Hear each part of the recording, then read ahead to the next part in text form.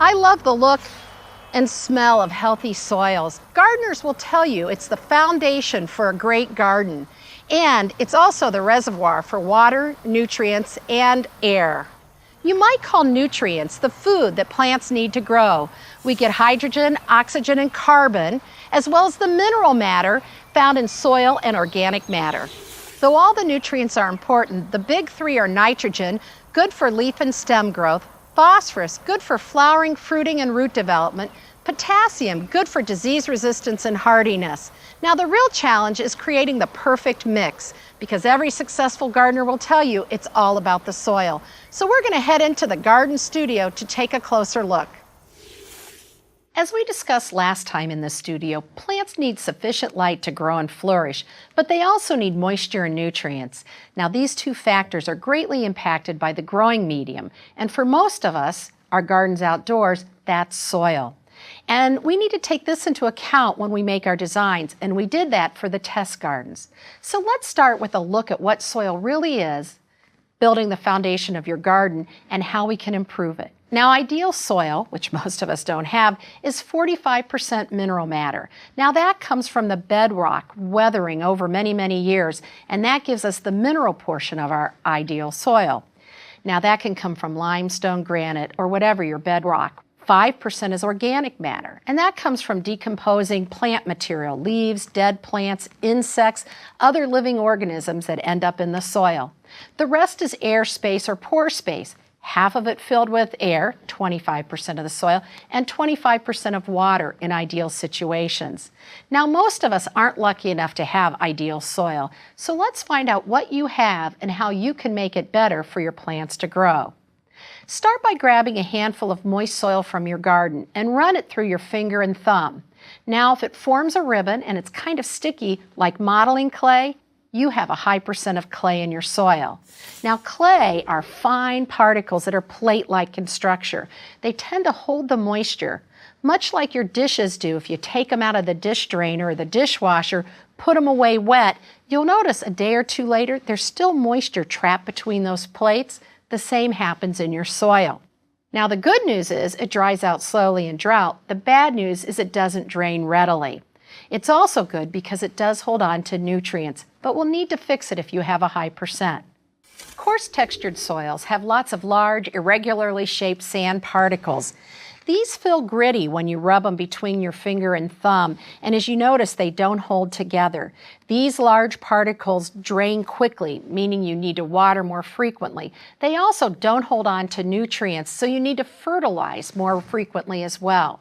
Now, medium textured soils have equal parts of sand, silt, and clay, silt being those middle-sized particles. These tend to be ideal, holding just the right amount of moisture and containing just the right amount of air for plants to grow and thrive. Now, I've got a little demonstration to help make this come a little more truer to fact. When you think of the clay particles like plates, we're using poker chips to demonstrate, they stack up nicely and they prevent water from flowing through. So as you notice, the water's flowing through these very slowly compared to the marbles we're going to show you in a minute.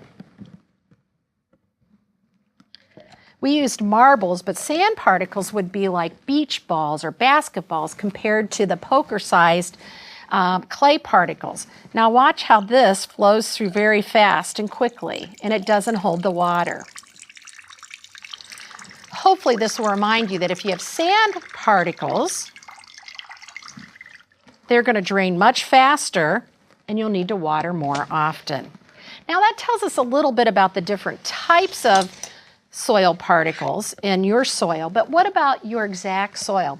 Here's a way that you can test soil on your own. You're going to need a straight-sided jar that's flat on the bottom with a lid that closes tightly.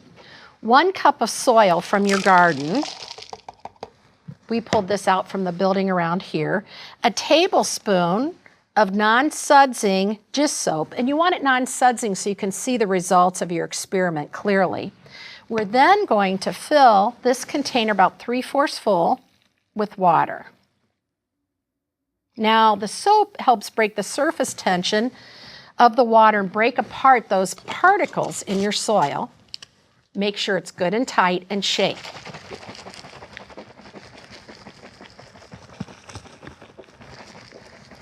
Now you're going to notice that the sand particles are heavier and larger, so they're going to settle out fast. And you can see they're already starting to settle in this sample. The next will be the silt, and the lightest, smallest particles, the clay, are going to take about 2 days to settle out of suspension. We put the soil from my garden, my new garden, in this jar, and from around the building, the one I just shook up now, in these containers 2 days ago. They're still settling out, but it's very clear that we have about 90% sand in my new garden soil, about 5% silt, and I think by the time the clay settles out, we'll have another 5% clay. Now what we're going to do is take a look at the soil triangle. And the soil triangle looks at the different percent of sand, silt, and clay in different soils to give you an idea of what your soil is made up of.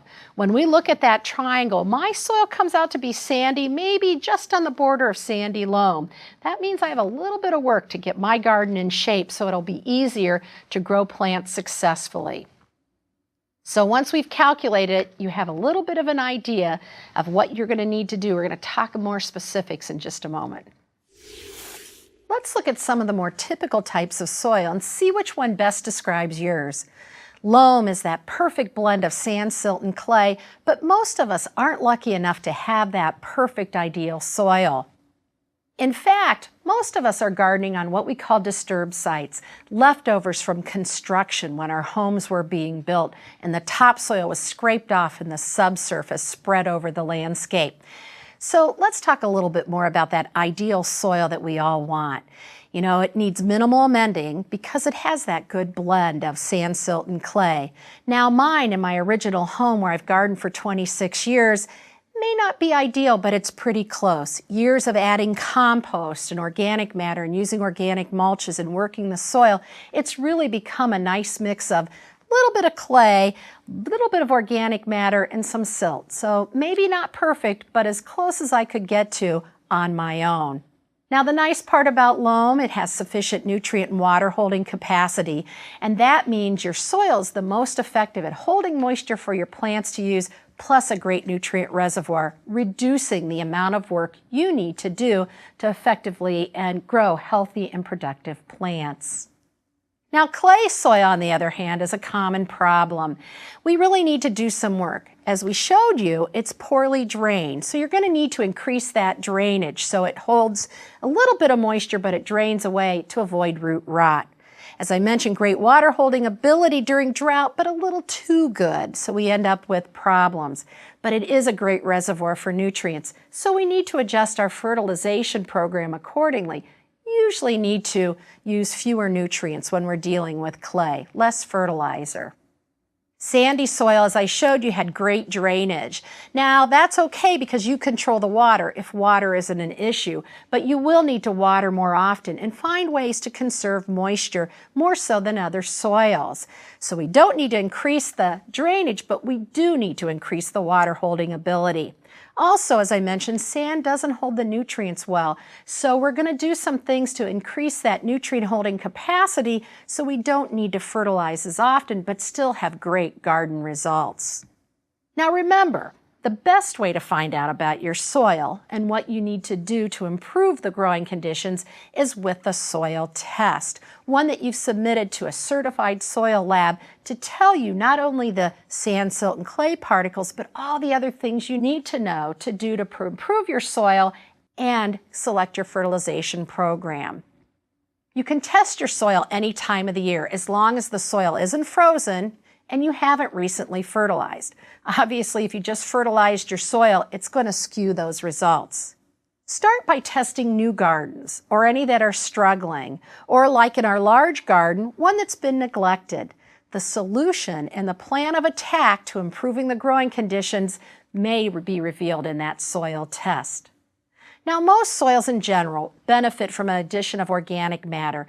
It's the key to a wonderful soil and building a great foundation for a healthy and productive garden. Now, organic matter improves drainage in clay soils. It increases the water holding capacity in sandy soils. It's just this amazing material. It feeds the good soil bacteria, fungi, earthworms, and other organisms in the soil. It also adds some microorganisms that are good for healthy soil and plant growth, and even provides a few nutrients as well. You can make your own if you compost. So what is compost? It's basically mixing plant waste or debris that's free of weed seeds, insect-free and disease-free, and of course no invasive plants, and no animal products, meat, dairy, and bones, mixed together. Now these products, the raw materials, can be placed in a pile or a trench and allowed to rot. And keep in mind, the more work you do, like turning and making sure it's moist, the consistency of a sponge that's been wrung out, that the more work you do, the faster you get results. But if you do nothing, nature will take care of it and it'll eventually rot. Now, one of the things that you can do is make composting and adding organic matter a regular part of your gardening. Some gardeners ask me, well, if I add compost or organic matter every year, won't my garden be a foot higher at the end of the decade? That's really not how it works. You see, 100 pounds of organic matter breaks down and becomes 10 pounds in 1 year. And the following year, that 10 pounds breaks down to 1 pound. Now this means it's an ongoing process, and it's a process you want to continue to do, and it's actually the process, not the material, that makes the difference in the end run. It's the microorganisms, the bacteria, fungi, and other organisms that break the organic matter down, and as they do this, they release a glue-like substance that creates those aggregates, those good clumps of soil, bringing those sand particles together so they hold moisture longer, and breaking apart those clay particles so that they allow the soil to drain much more quickly. Here's another way you can put yard waste to work in your garden. Shred up those fall leaves and incorporate them into vacant annual vegetable and flower gardens in the fall. They'll decompose over winter. It's a great way to amend the soil and recycle this resource right in your yard.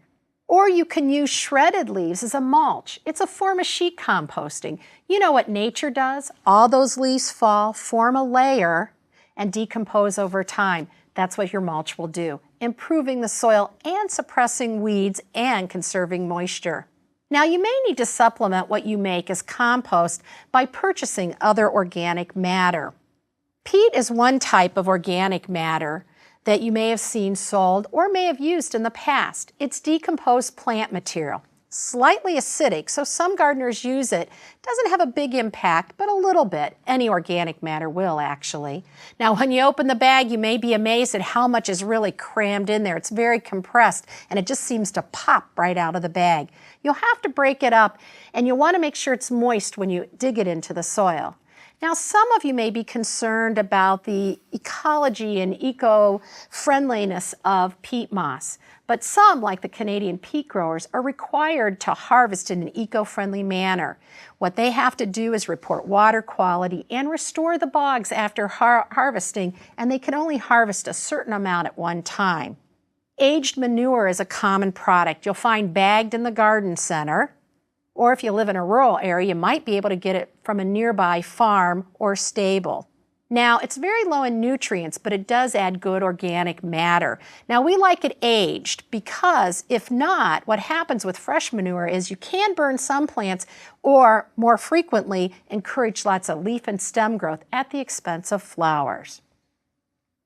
Another type is coir. It's a relatively new product. It's a byproduct of the coconut industry. It's basically the outer hulls, the husk, ground up and used as a soil additive now. It looks very much like peat moss, but it's sold usually in blocks like this, very compressed. It's pH neutral, so it's not acidifying like peat moss, and it holds more water, 7 times its dry weight. Now, there are some soil amendments you need to really approach with caution. You may have heard of using lime to improve drainage in soil. It can come as a powder or pelleted like you see here. Now, it does improve drainage in clay soil. However, it increases the soil pH. Now, what does that matter? Well, pH influences nutrient uptake of the plants. So if you look at this chart, you can see where nutrients are most available around 6.5, the ideal pH for garden soil. As we go more alkaline or higher pH or sweeter soil, you can see some things are tied up and less available, like phosphorus and potassium. And as it gets more acidic, less nutrients are available. Now, we do use lime to raise the pH of acid soils to get them closer to that 6.5, but we don't apply them to alkaline soils because we don't want to tie up those nutrients that are already limited to the plants. And we never want to apply lime without a soil test because if you overapply, it takes years to undo. Now, sulfur can come as a powder also, or granulars or flakes like you see here. It's applied to very alkaline soils to lower the pH. That increases the availability of iron, manganese, and other nutrients, as we saw on our pH chart. Now, it typically takes a lot of sulfur to make any significant change in soil pH, and those are usually levels that can burn or kill plants. You also need oxygen for it to be active, so it's something that's usually done when establishing a garden. Now, this sounds like a lot of work, doesn't it? So the best and easiest solution is to select plants suited to the pH of your soil. Now, in garden publications and on the back of the fertilizer bag, you'll find lots of general fertilization recommendations for the plants you're growing. As you can see on this bag of fertilizer, it talks about warm season grasses, cool season grasses, annuals, flowers, trees, and shrubs. It also helps you set the spreader so you know what setting to put your spreader when applying your fertilizer. Now, honestly, if you've taken a soil test, that's the best because you'll follow these recommendations. A soil test will ensure you add the right product at the right amount for your soil and the plants you're growing. This means you're going to buy just what you need. You'll have better results, healthier plants, more blooms, an abundant harvest, and you'll be kind to the environment and waste less time and money fertilizing unnecessarily. Timing is also something to consider when fertilizing. You do have some flexibility. You want to fertilize prior to planting, typically with annual vegetables and flowers or when starting a new garden. You can fertilize after planting to give your plants a mid-season boost or with existing gardens. And we should always be fertilizing as needed, not because of the time of year. We do tend to over-fertilize plants, so make sure your plants need that nutrient boost before applying fertilizer. This is especially important with perennials, trees, and shrubs. And with perennials, trees, and shrubs, we want to avoid late-season fertilization because that can stimulate late-season growth and increase the risk of winter kill. So for these, we typically fertilize our perennials in early spring and our trees in early spring before growth begins or fall after they're dormant for trees and shrubs. Now there's a lot more to learn about soil and fertilizer, but we've got enough to get finished prepping our test gardens and start planting. Let's go back out to the larger lot to see what we need to do for our 2 beds. Now that we've fine-tuned our garden plan, it's time to get out and start planting. And I thought we'd start with seeds. Here's a couple things to keep in mind. You may notice that my rows are pretty close together. I'm doing wide row planting, leaving just enough room for the plants to grow and reach maturity. In this case, I've used pelletized radish seeds. These are coated so they're bigger and easier to plant. I'm going to plant them at the spacing and depth recommended on the package for every seed I do. Proper spacing is important, often overlooked, because it's a little more tedious, but guess what? You'll do less thinning, removing of those excess plants, so you waste less seeds and really, in the long run, less time. So we're going to properly space these, give them room to reach maturity. We're going to cover with soil, tamp to ensure good seed to soil contact, and then water them in. Keep the soil slightly moist until the seeds sprout and then water thoroughly and less frequently to encourage good deep roots. Now that we've got some seeds in the ground, we're going to finish out this bed later, but let me show you how to put some transplants in your other garden bed. As you can see, I like to set my plants out on the soil surface before putting them in the ground. That way I can adjust and make sure they're properly spaced. A lot easier to move them before they go in the ground. I've also staggered the rows so I can cram them in just a bit more, get more plants for my square footage. but still leaving them enough room to reach their full size. Now, when you were visiting the garden center, you probably noticed plants come in a variety of containers. The peppers here, for example, are in cell packs. We're going to lightly squeeze to make it easy to slide them out. We're not going to yank them out by the stem, but rather overturn that container and slide them out. When you notice the roots, if any of them are pot bound and circling, we're going to just gently tease them. It won't hurt the plant, but rather encourages those roots to explore the ground around the planting hole. Now, many growers are starting to provide plants in biodegradable pots. These pots can be planted. So basically, we take off the part that doesn't biodegrade, dig a hole, because we're going to plant our plants at the same depth they were growing in the container. That is for everything but tomatoes. Those can go deeper. So we've got our hole, and we're going to set this at the same depth. Now we're going to remove any of the lip of the container that will be exposed so it doesn't dry out. Now you may be looking at this cloudy day and wondering why we're planting. Well, it's a good way to reduce transpiration, moisture loss from the plants, so as they're adjusting to their new home, it's a little less stressful. Once in the ground, gently tamp, and don't forget to water. There are different ways to handle tomatoes, and one of the things you want to consider is how deep you plant them. We can plant these a little deeper because they'll root all along the stem. This is especially important for long-leggy plants. Remove any lower leaves that'll be buried. Dig a nice deep hole or trench. For those of you in cooler climates, cover the roots and a bit of the stem and gently tamp. With determinate tomatoes, those that grow a certain height and stop, we can grow those sprawled on the ground or with a short stake. Indeterminate tomatoes like this cherry tomato keep growing until the frost kills the top or you pinch it off. Train these on a stake for earlier fruit and fewer fruit.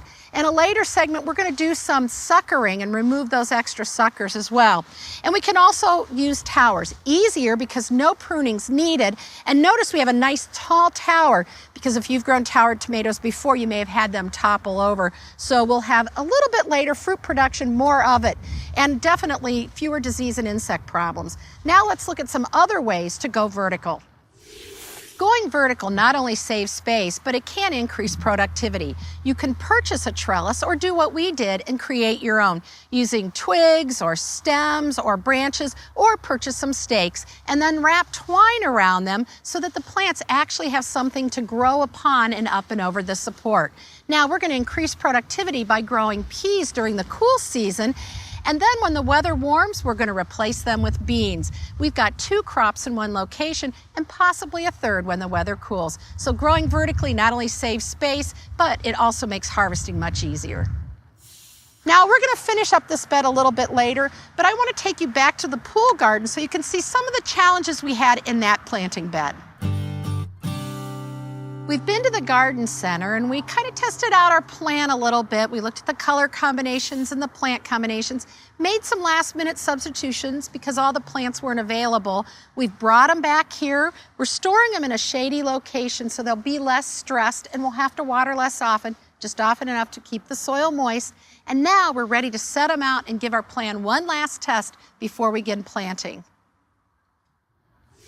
Well, we've laid out our plants and did our final edit on the plan. As you can see, I have a few things left over, and I think that happens to all of us. You know, we do our planning, we do our placement, and find out maybe our idea didn't quite work. I love to mix edibles in with my ornamentals, so I picked up a couple of blueberries. They didn't quite fit the design. They have beautiful flowers, nice fall color, but just didn't blend with the rest of the plants. But don't worry, I've got a place for them, and that's just what you're going to find out you'll do. Put them in containers, put your plants into another bed, find a use for them, and a new home. I also picked some roses. The homeowners really wanted some roses. Low maintenance, landscape quality roses, disease-free and hardy. We picked them out for this bed, but it didn't quite work. But I found another spot where I think they'll enjoy them even more, and that happens often. The other thing I wanted to do was include some strawberries as a ground cover. As I watched the sun and shade patterns throughout the day, I found out it didn't get quite as much sun as I liked, and I also didn't like the texture of the strawberries with the other plants. But I was able to add a few other things. I love parsley, the texture of the curly parsley and that dark green. Plus, it attracts swallowtail caterpillars. Great addition to the landscape. Plus, you can eat it and it freshens your breath. And then Swiss chard. One of my favorite is Swiss chard, Bright Lights. It gets about this tall, produces until it gets really hot, and those colorful stems look great. We're tucking them under the Japanese maples. That little extra shade is going to help them last into the summer, and it'll brighten up that shade with the colorful stems. What we did do, though, is we saved some plants from a friend. They donated some miscanthus, some ornamental grasses that were really too big for their spot. You can see we packed them into some grocery bags to keep the roots nice and moist until they were ready for planting. We only used about half of them, so we're going to find another home. Why I like them is the tall grasses really make a nice screening for that fence and a good backdrop. I like to start my design from the back, just like I plant, and work my way forward. Baptisia is another wonderful plant, and it's a great plant because it's got these nice blue-green leaves and blue flowers. It'll be a nice contrast to the vertical interest of the miscanthus. The blue flowers in late spring and early summer will brighten up this bed. We decided to use a lot of blues and pinks in here to complement the maples and add a little spark and also echo the pool. So the Baptisia will be great. When the flowers are gone, the black seed pods will persist through fall and into winter for some added interest. We included some penstemon dark towers, and I like this one because the red of the foliage echoes the red of the Japanese maple. We put a cluster in the middle to unify this bed, so we didn't have bookends in the garden, but rather it kind of flowed much better. So again, a different texture, nice color echoing, and a great way to add a little punch to our garden. Catmint is a great plant for hot, dry areas. Now this is a clumper that doesn't run through and take over your garden. The blue-green foliage is a really nice contrast to that red. The blue flowers last all summer, tolerates hot, dry conditions, and forms a mound of flowers, and it's just beautiful, soft texture. And it attracts bees and beneficial insects. If it starts looking ratty, one haircut in the summer, and you're set for the season. We also included a shrub, Caryopteris. And this is a shrub that's going to have blue flowers late in the season. So we start off with the blue Baptisia, fill the summer with the blue catmint, end the season with the blue Caryopteris. Great for bringing in bees, and they won't hurt you because they love the nectar. And this big shrub will get about 4 to 5 feet tall, and we'll prune it back in late winter to keep it under control. We added some lavender because our homeowners wanted fragrance. The wonderful foliage is great. The blue flowers are good for cutting and potpourris. And when you walk by, just a wonderful whiff. That fragrance is incredible. You might want to consider adding fragrance to your garden as well. Great aromatherapy, good additional interest for your landscape. And last, we use some Echinacea Powwow Wild Berry. Introduced a couple years ago as an All-America Selection winner, this is a great perennial. It starts to bloom the first year. That pinkish red echoes the Japanese maple. We've got clusters throughout to unify the garden. Great for cutting, great for butterflies. Up close, so we get a lot of color right in the front of the garden. And then you may notice we've got lots of space left between our plants. We don't want to have to get in and dig and divide right away, so we're going to give the plants room to grow. But this first season, we're going to fill those spaces with bronze fennel. Light, airy texture, great for caterpillars, wonderful for seasoning food. It will reseed, so we'll have plants the first few years as our perennials grow and fill in. They didn't have plants when we purchased our perennials, so we're going to need to go back and either pick up some seeds later or some small transplants to fill in. Now that we've got our plants laid out, we're ready to plant. I've got a few tips to help you have great success when planting your perennials. I like to start from the back and move forward. That way it's easy and I don't plant myself into the center of the bed. You may notice we left some space at the back of the bed. That's for easy access to the fence for maintenance, to the speakers to keep them well wired and in good shape, and also to maintain the perennials. Now, you notice I dug a hole already. I like to use a shovel to make sure I get it nice and wide so those roots have a running start, just the depth of the pot. And then I always keep a trowel handy in case I need to fine tune the hole. And then roughen up the sides, especially important for those of you gardening in clay soil. Gently roll the pot to loosen the roots and then slide it out of the container. Next, we want to check for any girdling roots, those that grow around the pot and will eventually strangle the plant. This Baptisia has really thick roots, so I'm going to use pruners to clip any that are growing in circles. Not too bad. Notice that the hole is wider. That's a common mistake. We try to push that plant into that small hole. I like to have a trowel to loosen the sides, make sure it's the same depth as it was growing in the container, and backfill with the soil we amended. Notice we took it out of the pot and planted it right away. We don't want those roots exposed to the air where they dry out and make transplant shock much greater. We're going to gently tamp to ensure good root to soil contact and water after we're done planting the bed. But if you run out of time, happens to all of us, leave the other plants in their containers and water as needed. It's important to get them in the ground as soon as possible, but make sure that those roots are protected. We're going to finish planting this bed, and then we'll talk a bit about mulch. There's a couple things to consider when selecting the mulch for your landscape: function, aesthetics, and cost. Function is basically, how does that react and help the plants? I like organic mulches. They conserve moisture, they moderate soil temperature, keeping the roots cooler in the summer and warmer in the winter. And as they break down, they improve the soil by adding organic matter. Stone mulches are heavier and don't improve the soil, but many people like the look, thus the aesthetics. I'm also big on being sustainable, so I like to reuse products that are in my landscape. Leaves that have fallen, I shred them with my mower and spread them around my plants. It's free, and it's a way to reuse them right in the landscape. Or maybe evergreen needles. They don't make the soil too acidic, and they're nice to walk on barefoot as well. Or you can purchase shredded bark or chip up your landscape trimmings into wood chips to use in your landscape. That's what we're using here in this perennial garden. And cost. What is affordable and fits in your landscape budget. Now, when putting down the mulch, it can be a little tricky to cover the ground without burying your plants. So I love using this trick. Take an old pot, or in this case, an ice cream bucket, and turn it upside down. We're going to place the mulch all around. Notice I've added a layer of newspaper. If you remember, we had tons of weeds in this bed, so we want the newspaper to give us an extra layer of mulch. Then we'll cover it, and we won't bury the plant. We'll lift that pot off when we're done mulching, and it'll be neatly finished. So I'm going to get busy mulching this garden, and then I'm going to water it in well to make sure my plant roots are nice and moist, and I'll check them throughout the growing season. Whew. We've certainly covered a lot. We've talked about the importance of good soil. We did some digging, converted grass to garden, and old beds to new. We've even done some work on our large lot. You're now ready to go. In our next session, we'll take on some challenges in our small space and study the science behind light and water. In the meantime, happy digging.